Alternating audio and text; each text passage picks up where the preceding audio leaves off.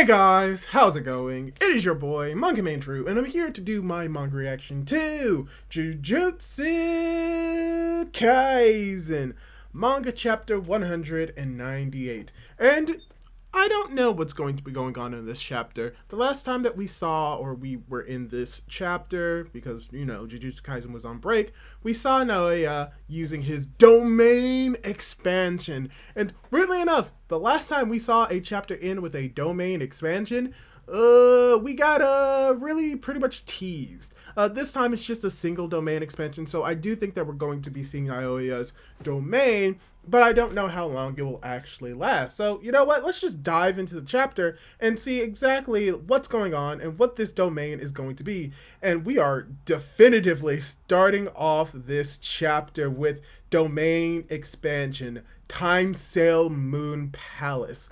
Ooh, that's an interesting name. I wonder what it's going to look like. If I had to place any guesses on how it's going to be, it's most likely they're not going to be like sort of kind of like a movie scene or just a whole bunch of film reels, most likely. Oh no, this is completely not what I was expecting. Like, I think I think I understand what's going on. This entire world is just one big giant eye that Naoya has created, and everyone is looking into this eye. Oh, film is like coming out of their necks, or it's going into their necks. I actually have no idea what's actually going on, but we see the Kappa and the samurai dude are afflicted by this. We actually do not see Maki anywhere here, which is kind of weird. I don't know why she's not here, but we see film coming out of both of their necks. I think they're going into Naoya as they are trying to prevent the attack, as it's like nothing happened. Was that misfire? Either way, it's do or die time. It's time to attack. As they both charge at Naoya, but then all of a sudden blood just starts squirting and coming out of their bodies as they're like, what? Huh? As they're saying, as Naoya's like, it's your first time seeing this. Anyone I touch has to move like me or they freeze up for 1 second. In this domain, it seems the technique targets even more precise. It can even target individual cells. If you try to move, they might get out of whack.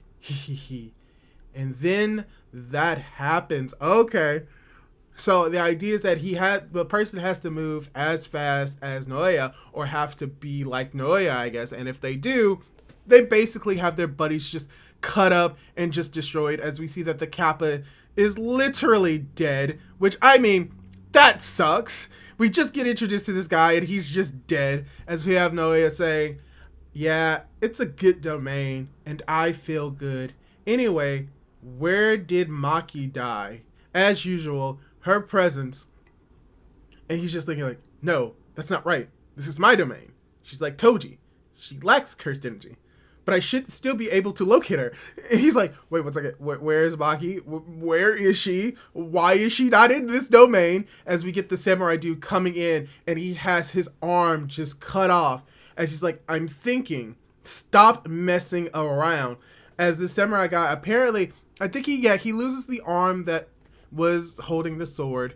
And I think that what he did is that he tries to attack, or Naoya attacks him. His sword gets dislodged from his hand along with his hand. And as predicted, Maki literally comes in, stabs Naoya from the back. And what I was expecting, he did this so that the sword could go to Maki wherever she is. As you have him like TOJI, Maki doesn't have any curse energy. So barrier techniques treat her as a building. Naoya must use an actual structure as the barrier exterior, like Fushiguro did in Tokyo Calling No. 1, but unless she consents, he can't trap her inside the domain. Oh! You understand me now, right? I even let a sweaty middle-aged guy squeeze me to show you an example. What? You were able to break it, huh? Okay, what's going on? Because we see that she's talking to Mai. I don't know what this is implying with Mai about, like, middle-aged squeeze me. Oh, he's talking about the Kappa. Yeah, okay, that makes a lot more sense. And I think this is Maki talking.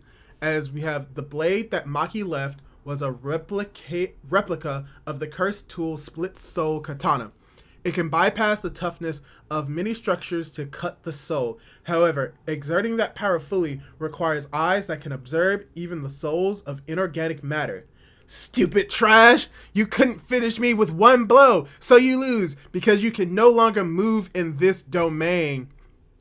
No matter how much time passes, you still... And then she just swings upwards, cutting him, bisecting him in half, as Noya's like, what? What's wrong? That's wrong. Why? The domain's guaranteed hit. Couldn't recognize Maki because she has... Oh! Oh, that's interesting. And as Noya gets cut in half, the barrier breaks. Ooh, I think I spit something out. And Noya is just dead. I think Noya is just dead. And the grandpa's like, gasp! You barely made it, Kappa. We're really alive. 12 years after his death, a demonic fighter equal to Toji Zenin has finally realized. End of the chapter. Okay, most likely. Oh. I still am very, iffy on exactly what was happening in this chapter. It seems a little confusing to me, but overall, I think I understand finally what this entire arc was meant to. It was meant for Maki to pretty much just become Toji, or to be a little bit more specific, for her to be the next individual on the level of Toji. Because at this moment, because of what happened with Naoya, the reason why Naoya came back is so that Maki can truly realize her power, so that she can truly become the strongest that she can be, which is going to be on the level of Toji. So we got a lot of information in this. We got to see Naoya's technique, and basically from what I'm understanding is that you cannot move in this domain.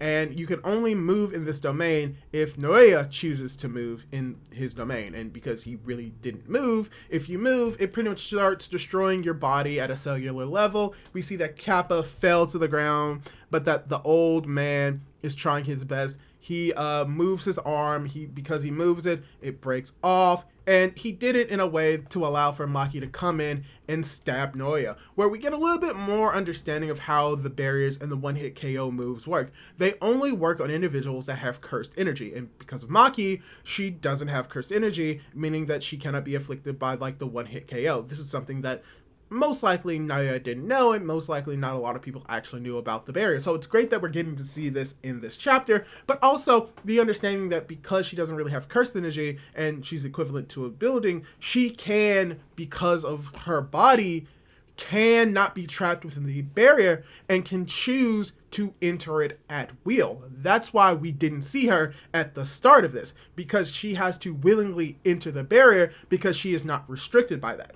And that the only way that he could have actually trapped Maki in this barrier if he made an interior or a building itself the domain expansion and not doing it from a cursed energy barrier. So at the very least, we're just seeing the advantages that Maki has that other sorcerers can't have. She can enter and exit a barrier at will, which we actually saw at the beginning of this arc. She can choose to enter the barrier at will, and that she is not affected by the one-hit KO techniques because of the fact that she doesn't have cursed energy. So, all in all, I really did enjoy this chapter. I think that even though this was a lot of exposition and we got a lot of information in it, it still felt a little bit clunky when it came to specifically possibly this translation.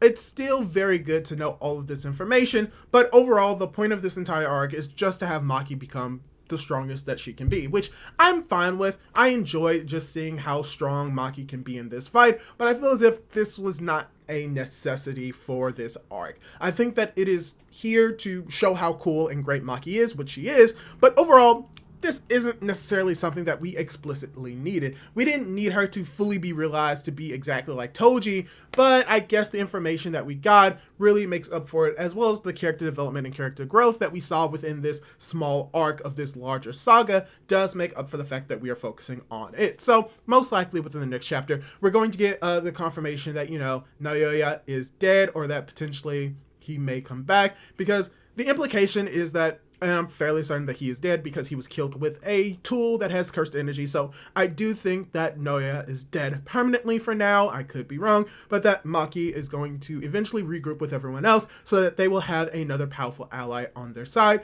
And then after this, I think this is where we're going to be getting more towards like the bulk of what this entire arc is about. I think that we're probably going to be reintroduced to not Fushidashi, but Megami. I think we're going to get reintroduced to Megami, be reintroduced to Itadori, and I think everyone is going to begin coming back together so that they can enact their plan. They seem to have the points, they seem to have the power. All they need to do is actually enact their plan or potentially kill more individuals. Also, Maki has points by killing Naoya.